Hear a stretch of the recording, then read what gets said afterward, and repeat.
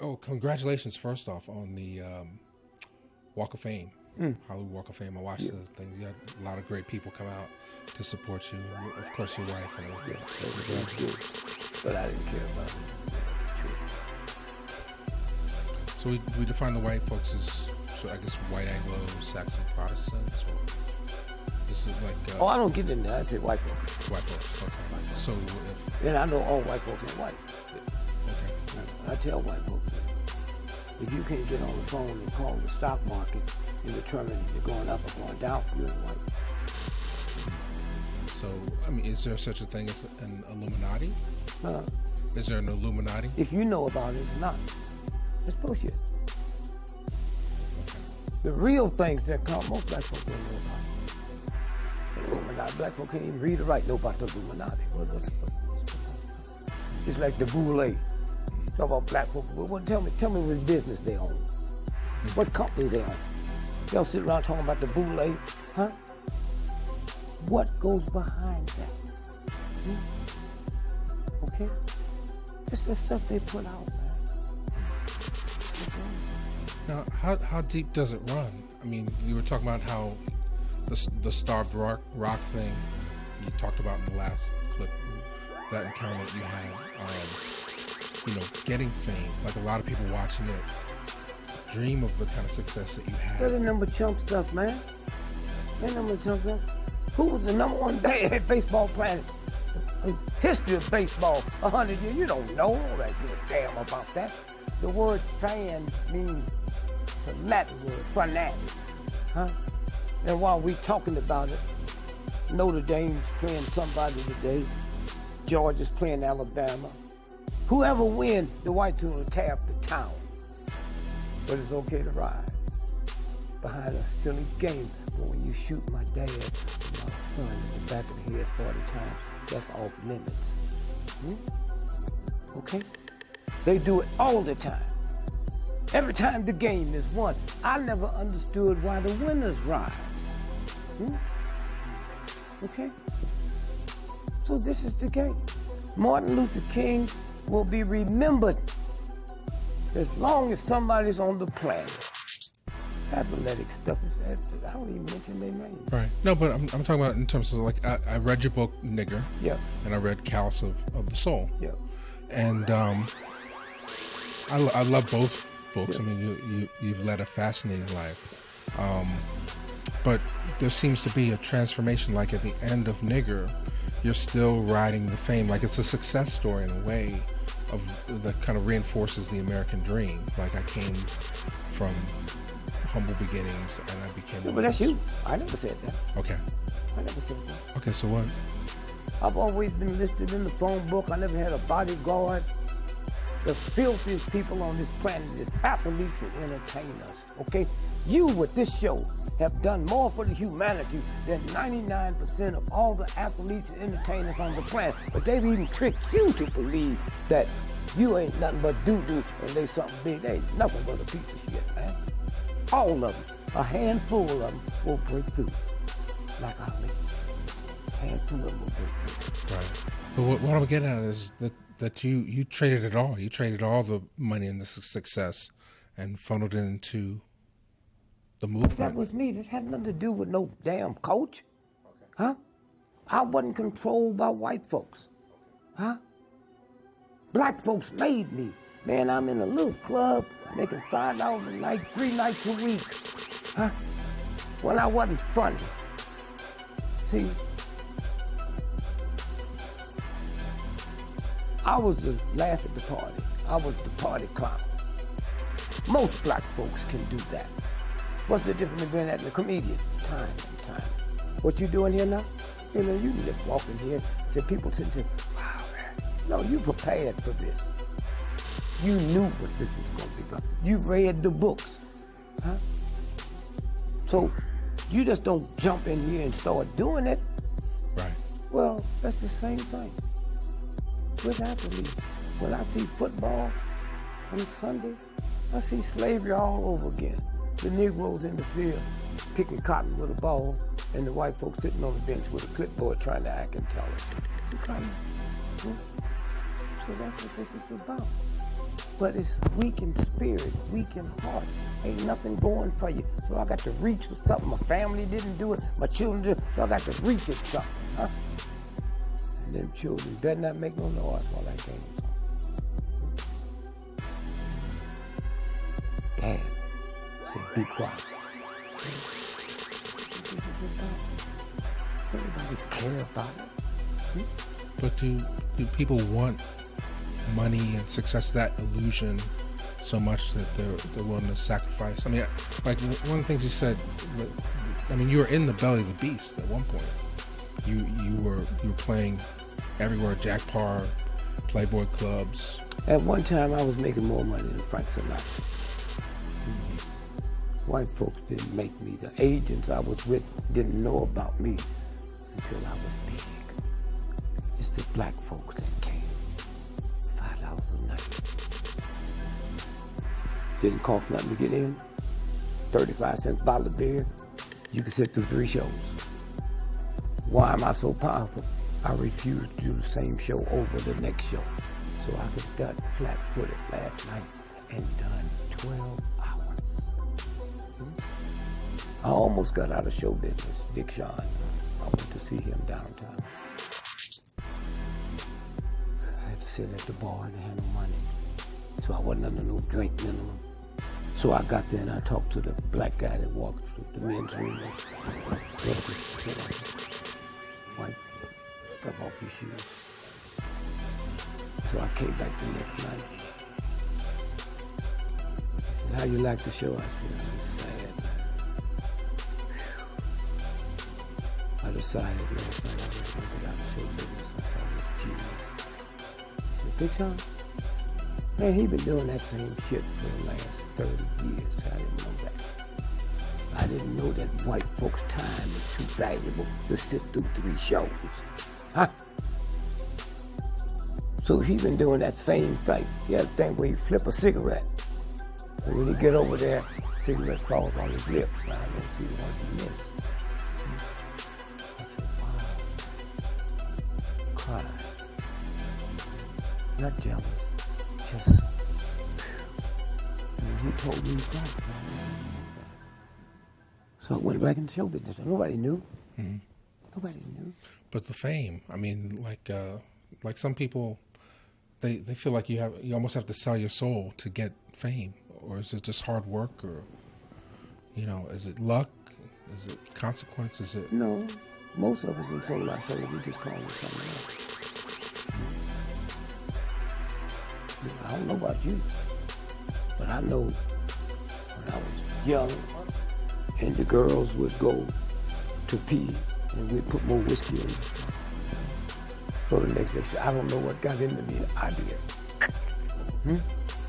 But it was black folks. I had to do shit in my own. I didn't bring a woman to the nightclub. I didn't leave with one. This is my job, not my hustle. If I was working at the steel mill, I can't bring no woman in there and play with her. Huh? That's what this is about, man. That was me. Me. Huh? I'm no damn entertainer. When I looked at Michael Jackson, looked at James Brown, that footwork, no envy. I knew Michael better than his family. I put Michael on the 30-day water fast. 30 days, nothing but water. And all he talked about is the James Brown. Not out of envy, but out of respect. And then one day, after 39 years, he went on the other side of the moonwalk. The moonwalk. My 3-year-old grandchildren can out moonwalk Michael. Because once you break the lid off, then everybody jumps. That's what it's about. And you kick that door open. So just to go back, was there a moment of breakthrough? Like I just, I'm just trying to see that what that rise, and then at what decision did you decide that enough was enough for you? I didn't. I didn't know nothing about show business. I didn't know that no black comic could work white nightclubs. I didn't know that. And so, 100 years ago, there was Richard Pryor's. There wasn't no place they could work. The black church, if it wasn't for black churches, we wouldn't have been able to act. We did the Christmas play, the Easter play, We wrote stuff for the church, And then Hugh Hefner, a little pipe-smoking dude, looked like Popeye. When 98% of the club was owned by the mob, he brought me in. Them black folks had listened to me when I wasn't funny, and I got so funny, they pushed me downtown where they couldn't afford to come see me. I owe that. So I've always been listed in the phone book. I've never had a bodyguard. This is my loyalty. If I didn't bring you in the club, I'm not bringing. This is my job. But were you ever seduced by the fame, the lights, and the money, or? Didn't have to be. Okay. See, I knew this. I knew I was going to hit big. I knew that when I was a little boy. I knew it for two reasons. One was embarrassing. My mother believed in fortune telling. I thought it was ignorant. Never forget Mother Pooh. Miss Lillian, you got a son named Richard. Say next Tuesday, take him out of school, bring him here at 1 o'clock. I keep feeling something. I'm so embarrassed. 7 years old. She said, your name Richard? I said, yes, ma'am. How come you don't like me? I said, I think you're stupid. I think my mom was stupid. She said, I just want you to know there's a star in the center of your head. And one day you're going to be one of the biggest people in the world. One day kings and queens and powerful will be called. They say money, you'll have more money than some countries. And so I see it happen. There's a brown briefcase. Well, you way back then, I'm born in 1932. I got no briefcase. Our luggage was shopping bags. You get on train with shopping bags. Put your stuff in it. So a guy came to me from ABC, and they was doing it. Imagine you, the first network. ABC. Did a thing called Walking My Shoes. That was the first thing in the history about black folk problems. So they came to the club and taped it. I didn't know the power. They take 3 hours. I had 2 seconds. And the world went crazy. That's the power. Crazy. So I bumped into Alex Drive. He put it together and said, oh, Dick, I'm going to tell you. Oh, let me tell you the letters. Millions. Oh, and by the way, I got this gift for you. You got time? I can get it now. I got it. Carry it home. It's a brown briefcase. 2 weeks later, I'm on top of the world. I said to my wife, I said, you know, I feel something. But black folks, when they make money, they owe themselves $1 million worth of treats just to store it unmessing up their mind. That song, not for mama, not for daddy, but for me, oh Lord. I was trying to get that stuff out of my head. Give me some booty. When I started doing the research, booty is a pirate's word for the loot. Let me show you the loot. I'm going to get me some booty. The black woman in America ain't never been freed. So it's booty. Nobody told us that. We don't know why we even said it. Hey, man. game. Sometimes you fall into something, sometimes you don't. Sometimes you get there and you get caught doing things that you're not supposed to do. You got people that get fired from their job because they hit on the master's son. The whole game. And somebody's keeping track of everything you have to do. They don't have to. No? No, they didn't have the stuff they got now. Mm-hmm. They didn't have to.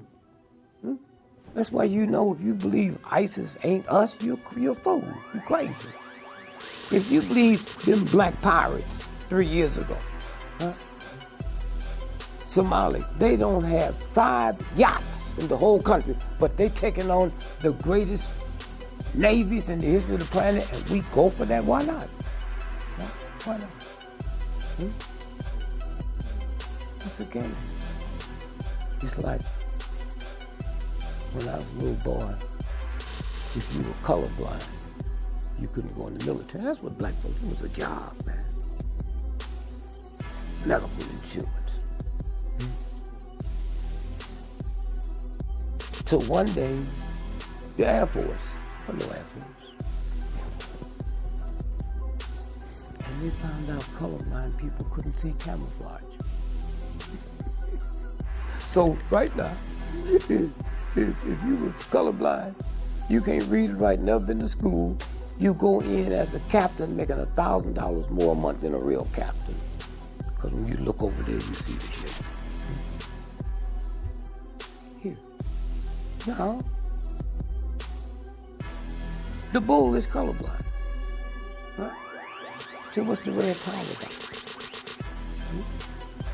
No, let's talk about it. So, red turns on men, and blue turns on women. That's why the prostitute area around the world is called red like this. Red. That's why when this thug took a woman's lips, it's cut like the vagina, except it goes this way instead of this way, and painted red, and she wondered why you looking at her. When the FBI Hoover brought in the horde, said Dillinger up so they could kill him, he's called a woman. So now let's go back to the bull. Bull don't see color. Who sees the man? That make his joint hard. So he stands there and get closer and closer and closer. That's what this is about. This is about. So when you start looking and then go deeper. White folk didn't see me. I was invisible. So I said, didn't learn this at Harvard, Yale, Morehouse. So I put on the red shoes, the orange hat, the green light jacket, and white folk laughed at me. I said, I won this one, and all the laugh at me. Cracker, you got to see me. You got to see me. You never saw me before. I didn't know why I did in this universe.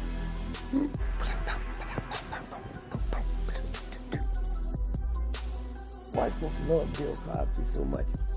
They had commercials, man, the little white children was riding his back eating tapioca out of their talk. Daddy Bill. And so, how do they kill my son and I can't get a commercial? For me, I feel that what Sydney was allowed to do in the heat of the night was the start of blaxploitation.